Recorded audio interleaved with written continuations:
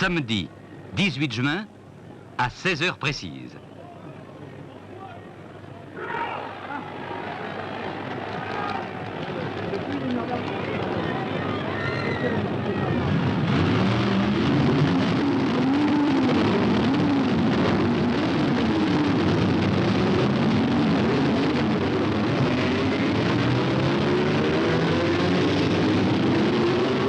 Sur 55 voitures au départ. Le lendemain, 15 seulement franchiront la ligne d'arrivée, dont 4 alpines, les seules françaises terminant la course. Parmi les concurrents français, les Renault Alpine type A210. Propulsées par le moteur Renault Gordini 1300 cm3, développant 130 chevaux, elles dépassent 260 km à l'heure.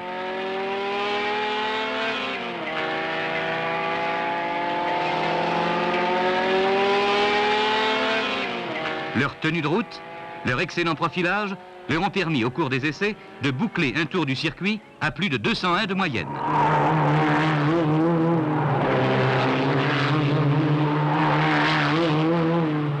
Toutes ces qualités, leur modeste consommation, moins de 15 litres au 100, en font de redoutables concurrentes aux indices de performance et énergétique.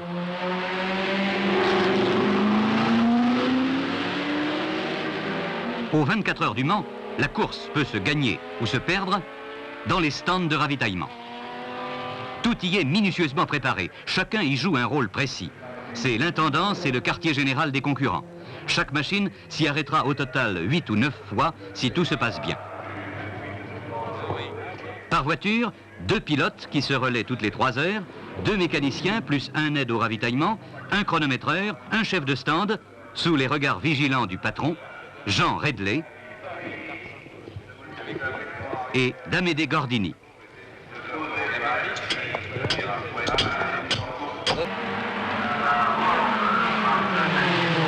À la fin de la journée, la bagarre bat son plein. 320 km/h dans la ligne droite. 230 de moyenne au tour.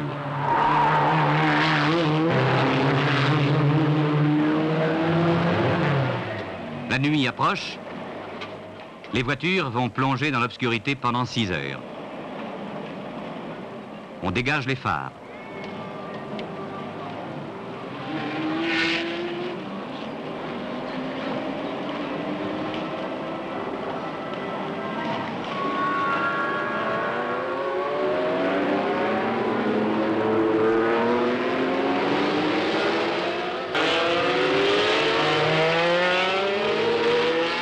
À la fin de la nuit, les bolides américains sont toujours en tête.